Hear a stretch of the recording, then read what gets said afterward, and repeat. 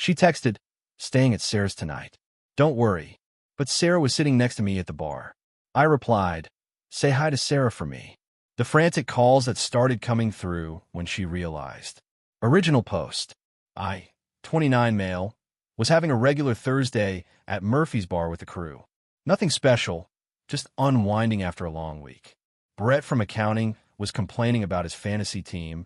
I was nursing my second beer, and then Lauren, the Lauren who was supposedly out of town, walks in. Lauren's my girlfriend of almost 3 years. Correction, my girlfriend who lives in my apartment rent-free because she's building her photography business. The same photography business that's been about to take off for 18 months.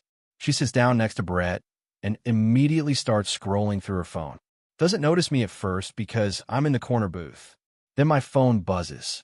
"Lauren, staying at Sarah's tonight. Project ran late. Don't worry, I'll be home tomorrow afternoon. Love you." I stared at the text, then at Lauren, who was literally 15 feet away, laughing at something Brett just said. Then back at the text. The thing is, Sarah, Lauren's best friend since college, was sitting right next to me. She'd been there for the past hour, telling us about her new job at some startup.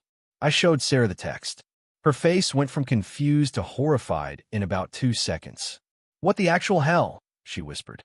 I haven't seen Lauren in like 3 weeks, and I definitely didn't make plans with her tonight. My brain went into this weird autopilot mode. The hurt would come later. Right now, just cold calculation. I texted back, "Say hi to Sarah for me." Then I turned off my phone. Sarah grabbed my arm. "Dude, what are you doing?" "Honestly, no idea yet, but I'm about to find out who she's really with." 20 minutes later, my phone was still off, but Sarah started blowing up. Lauren calling her, over and over. Then texts. "Why did you tell him? You're supposed to be my best friend. This is your fault." Sarah just stared at her screen, mouth open. She thinks I told you? She doesn't even know you saw my text response." Brett leaned over. "Bro, she's literally having a meltdown because she got caught in a lie. Turn your phone on. This is going to be good." Against my better judgment, I powered it back on. 67 missed calls. Yes, 67. All from Lauren. The texts were even better. "Ethan, please pick up. It's not what you think." Sarah's confused. "I am at her place." "Why are you doing this? Call me now. You're being ridiculous." The progression from panic to anger was almost fascinating. I took a screenshot of every single message and backed them up to cloud storage. Then I texted her back one word. "Busted. Update 1. So that was Thursday night. It's now Saturday afternoon, and holy hell, the entitlement levels are off the charts. Friday morning, I woke up to find Lauren had let herself into the apartment. My apartment, where only my name is on the lease. She was sitting on the couch like nothing happened, scrolling through Netflix. "Hey, babe," she said casually. "We need to talk about last night." I stood in the doorway, coffee mug in hand. "Yeah, we do. Were you actually?" "I told you, Sarah's." "Lauren." Sarah was sitting next to me at Murphy's. I showed her your text. She had no idea what you were talking about. Her face did this thing where she tried to look confused, but just ended up looking guilty. She's covering for you? Did you threaten her or something?" The audacity. The audacity. "So, your story is that Sarah, your supposed best friend of what, 8 years, is lying to help me. Catch you in a lie you told me. You're twisting everything. Where were you?" She tried tears. The whole performance, shaky voice, hands over her face. "I was at a photography workshop that ran late, and I didn't want you to worry. So I said I was at Sarah's because I knew you'd be okay with that." "What workshop? Where? Who ran it?" I don't remember the instructor's name. It was last minute. Show me the receipt. The registration email. Anything. I paid cash. To a photography workshop in 2024. Cash. Sure. That's when her phone buzzed. She grabbed it quickly, but not quickly enough. I saw the name, Trevor. Everything clicked. Trevor. Her client, who needed constant portfolio updates and emergency reshoot consultations. Trevor, who she'd mentioned maybe 6 times in the past 2 months. Who's Trevor? A client. Show me his contract then. Show me the invoices you've sent him. She stood up, suddenly furious. "I don't have to prove anything to you. You're being controlling and paranoid. Get out. What? This is my apartment. My name on the lease. Get out. You can't kick me out. I live here. No. You stay here. Big difference. And that arrangement just ended. Ethan, you're overreacting. I grabbed her phone off the coffee table. She lunged for it, but I held it up. Let me see Trevor's messages. If he's just a client, you've got nothing to hide. She went pale, then red, then tried to grab the phone again.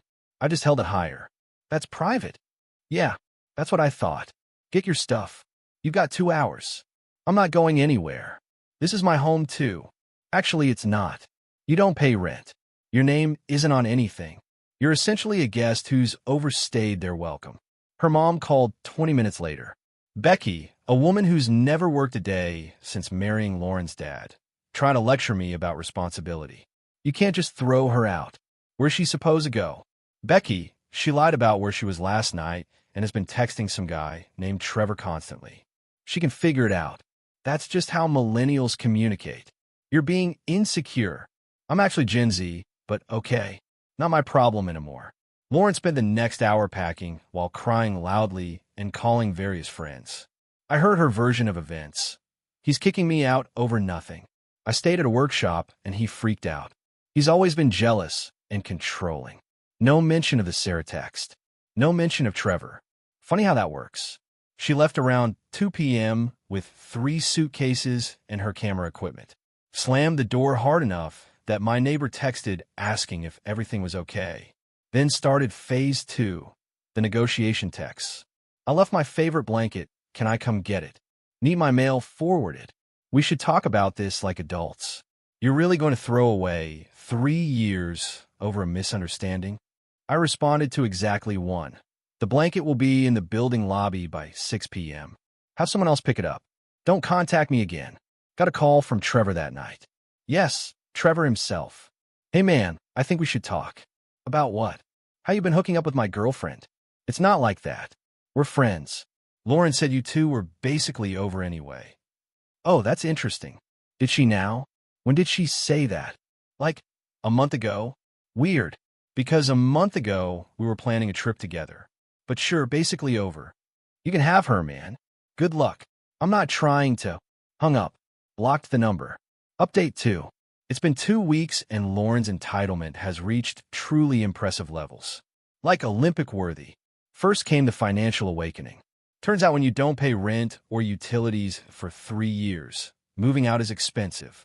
Who knew? She started with the mutual friends.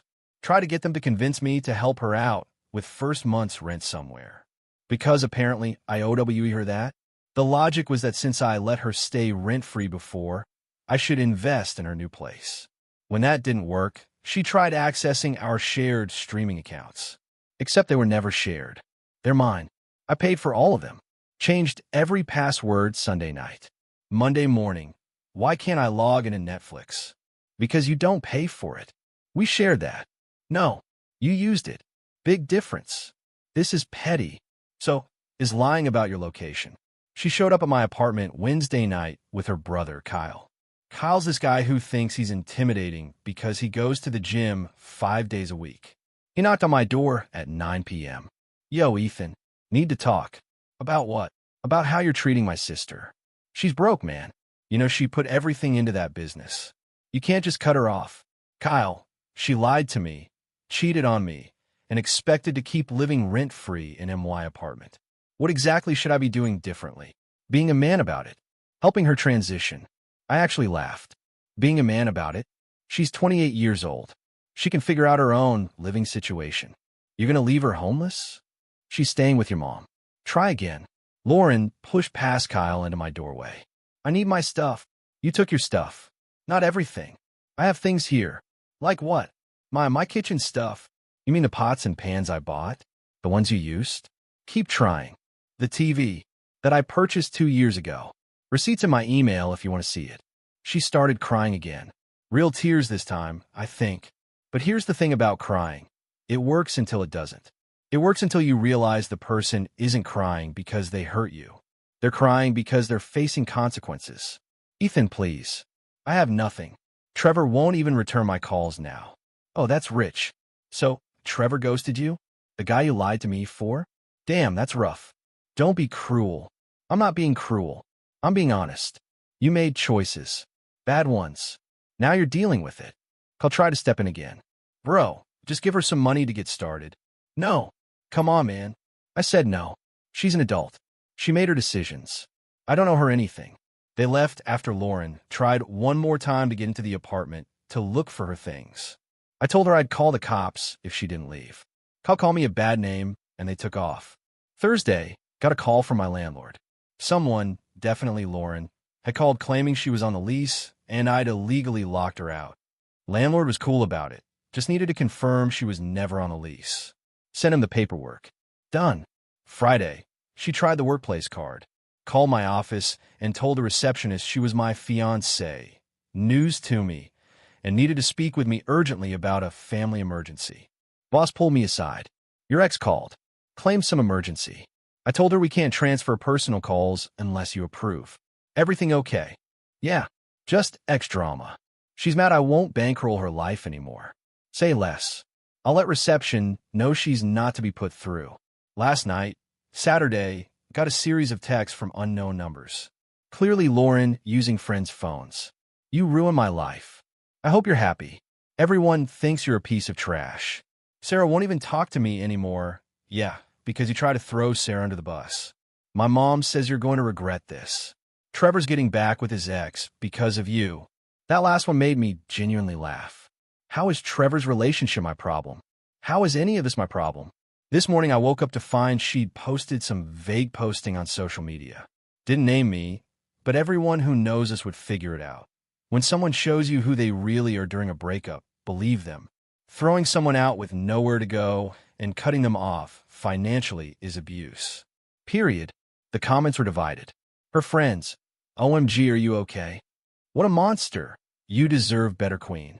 My friends and people who actually knew the situation. Maybe don't cheat, then play stupid games. Didn't you lie about where you were? Sarah even commented, interesting take from someone who tried to use me as an alibi for cheating. Then deleted it, probably to avoid more drama. I'm not responding to any of it. Not dignifying it with a response. The people who matter know what really happened. Everyone else? Not my problem. Update 3. Final update because this needs to be closed out. It's been about 6 weeks since everything imploded. Lauren's gone full scorched earth. After the social media posts didn't get her the sympathy she wanted, she escalated. Hard. 2 weeks ago, I got a letter from some attorney. Not like a real firm, just some solo practitioner she probably found on Google. Demand letter claiming I owe her $15,000 for financial contributions to household during our relationship. The breakdown was wild. $8,000 for cooking and household management services. $4,000 for emotional labor and support. $3,000 for career sacrifices to support my growth. I literally laughed out loud in the parking lot reading it. Sent it to my cousin Derek, who's an actual attorney. He called me 20 minutes later, also laughing. This is the dumbest thing I've ever read. She's trying to charge you for being a girlfriend. What career sacrifices? Her photography business that never made money. Apparently that counts.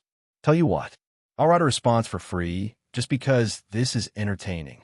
But seriously, she has no case.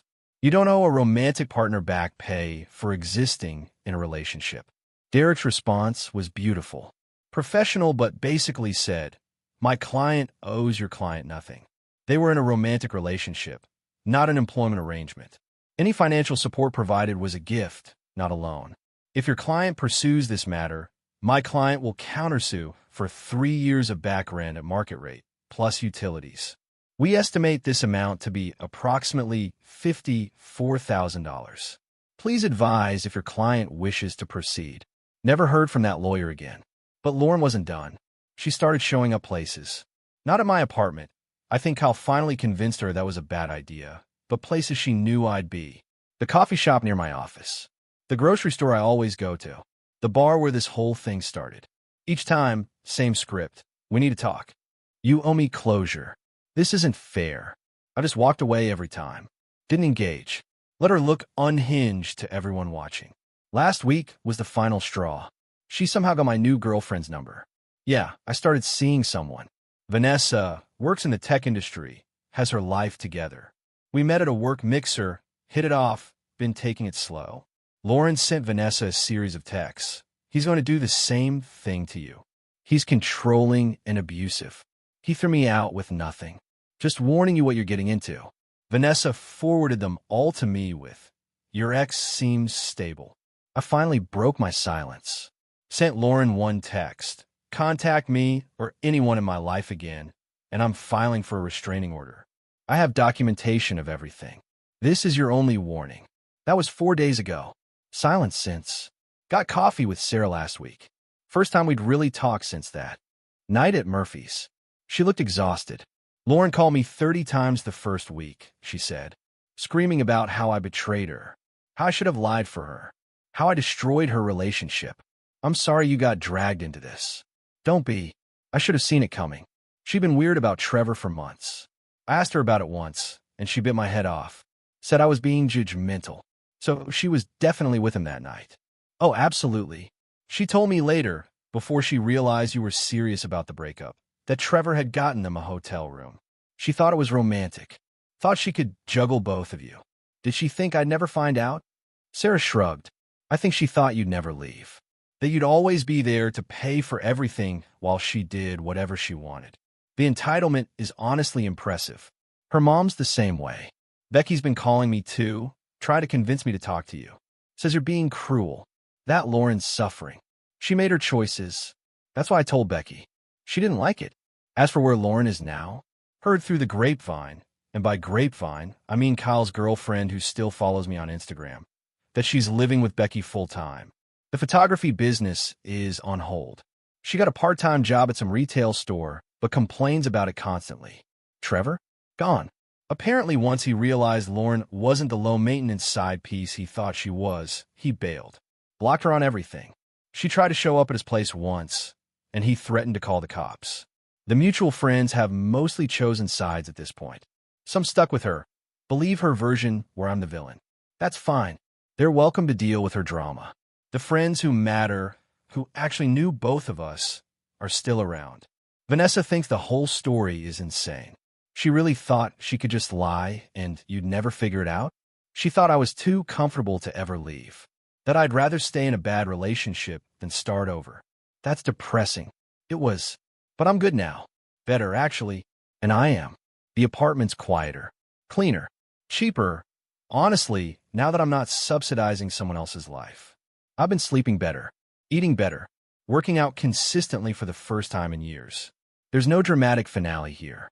No moment where Lauren realizes her mistakes and apologizes. No redemption arc. She's still out there, probably telling people I'm terrible, probably blaming everyone but herself. That text, though, "Say hi to Sarah for me," still makes me smile. For words that unraveled 3 years of lies in real time. Watching her panic when she realized she'd been caught. The frantic calls. The escalating desperation. People always say, trust your gut. My gut knew something was off for weeks. I just didn't want to believe it. But that night at Murphy's, when I saw that text and Sarah was right there, crystal clear. So yeah, she stayed at Sarah's that night. And it destroyed everything she thought she had locked down.